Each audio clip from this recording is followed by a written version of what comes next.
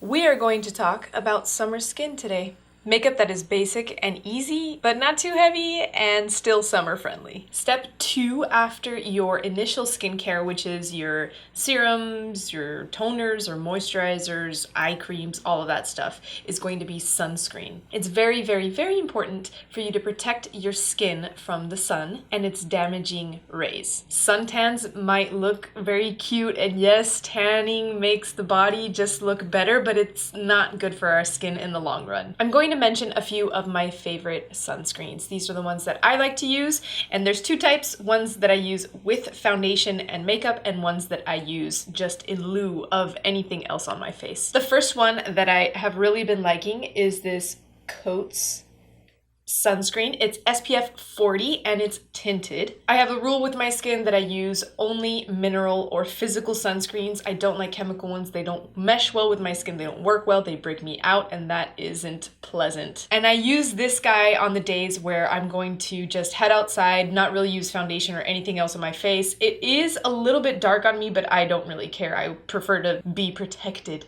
from the sun. For the sunscreens that I like to use underneath my makeup, I put them on after my moisturizer, and these two are the ones that have worked well with my skin and work well with my makeup. The first is this SkinCeuticals Physical Fusion SPF 50. This guy has a tint to it, so it's almost invisible when I put it on my skin. And the second is this Roche Posay, also SPF 50. And this one does go on the skin a little bit light, that typical white cast that you get from physical sunscreens. I don't mind it because, again, I put my foundation over it. So I've popped some of that La Roche-Posay on the back of my hand, and I'm going to place it on my face and blend it out. I typically do this with my hands, not with a sponge. And I apply directly to the areas that I want the majority of the protection, so straight to my forehead and the tops of my cheeks, because that's where I get hit with the sun the most. And with sunscreen, it's best to make sure that you get an even layer of sufficient sunscreen all over the face. I prefer to err on the side of too much rather than too little.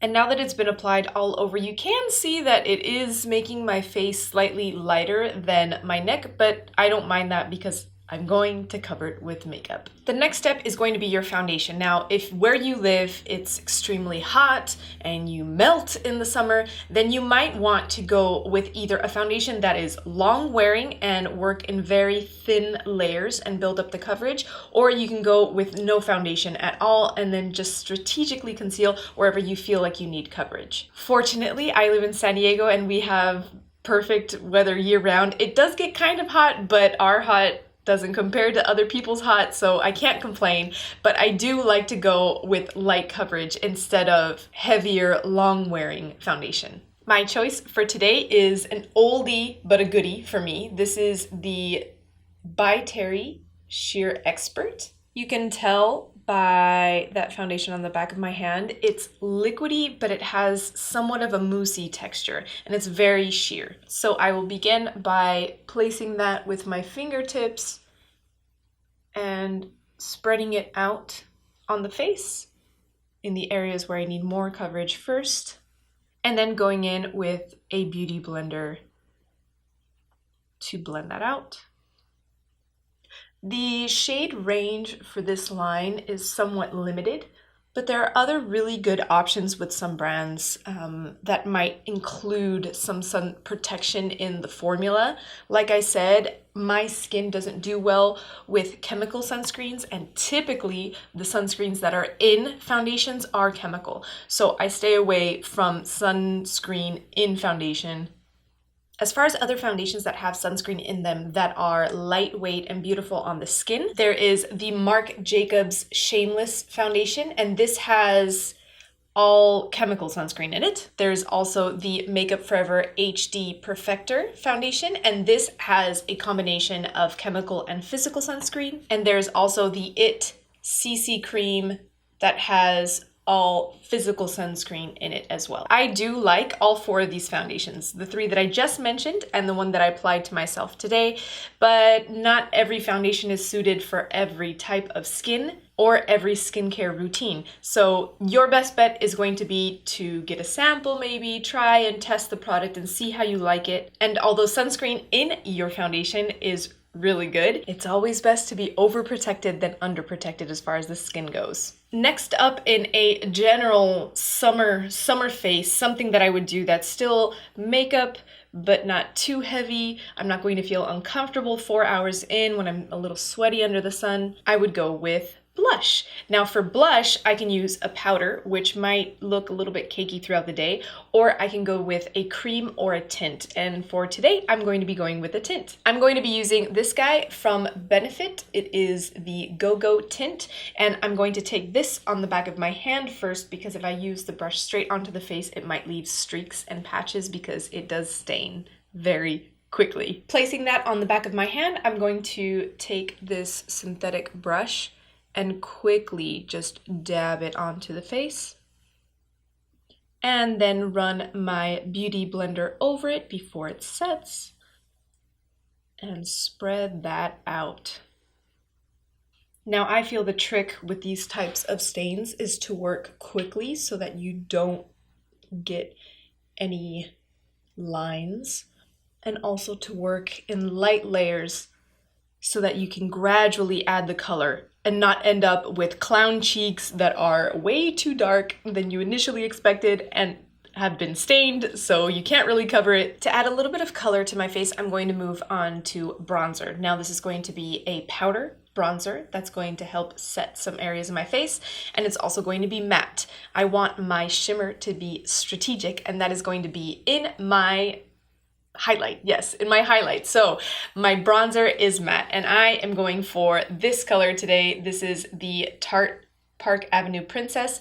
There are two versions of the Park Avenue Princess, I believe. One does have shimmer and it has like a gator stamp kind of in it, and this one is just flat. So taking my trusty Smith 112, and I'm just going to be dusting that onto the cheekbones, highest point kind of toward the middle, but not low enough that it's considered a contour, and along the outer perimeter of my face, blending into the hairline.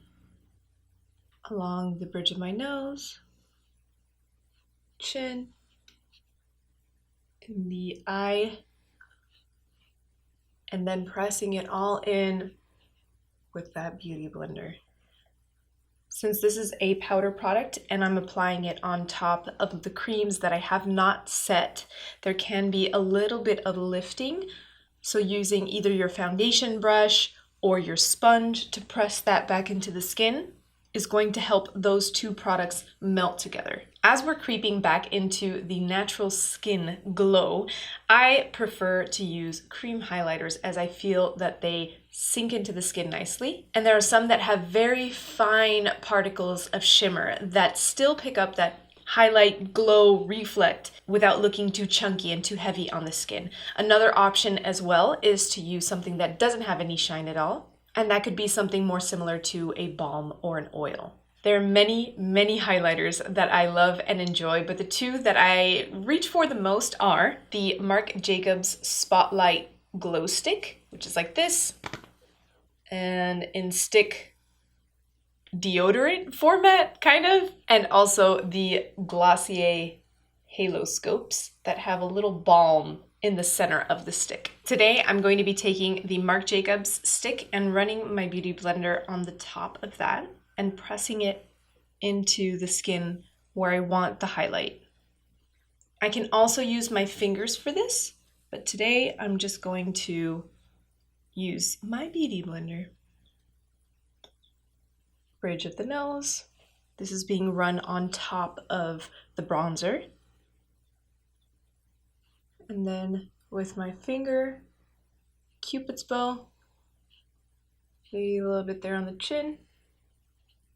And then I'm also going to take a little bit of this TOPAZ, the Glossier, which is slightly darker, and I'm going to use that highlight to blend in the shade of my bronzer and the shade of my highlight, because that Marc Jacobs tends to be more on the white gold frosty side. So blending these two with more of a balmy texture will give a nice glowy transition from my highlight into my bronzer.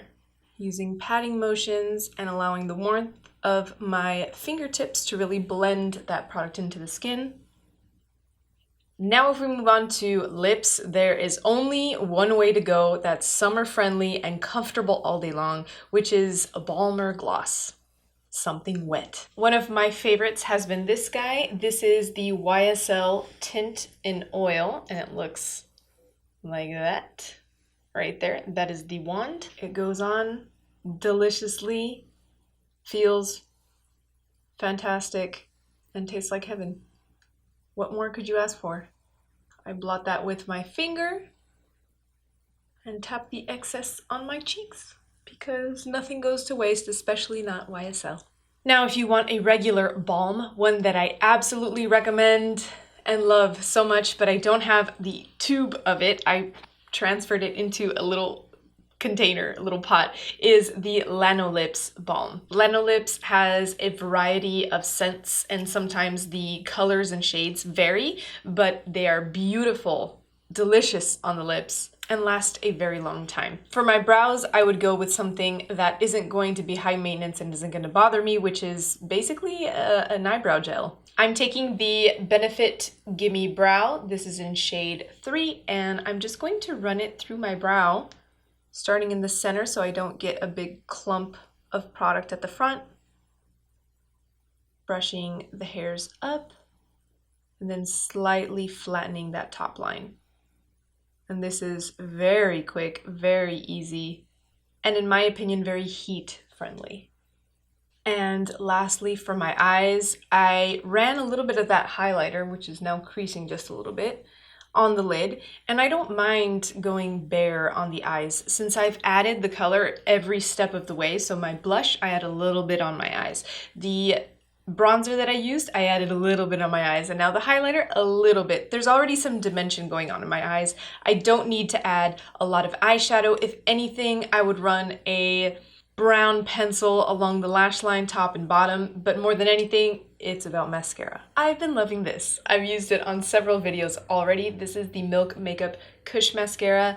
Couple of coats of this guy, and I'm ready to go. Lastly, for anything summer that I want to last, I will spritz my face with something last minute. I have two choices. I can either go with something that's hydrating and going to melt all the products together, or something that is going to set my makeup and make it last. Option number 1 is this guy. This is Urban Decay All Nighter. There are two versions, the regular and the pollution protection.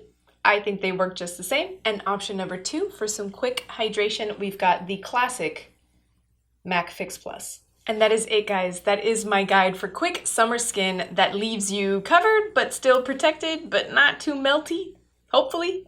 I hope you guys enjoyed this video. Let me know what you think, please. I want to hear it. I will list all the products used and mentioned in the description box, and I will see you guys later. Bye.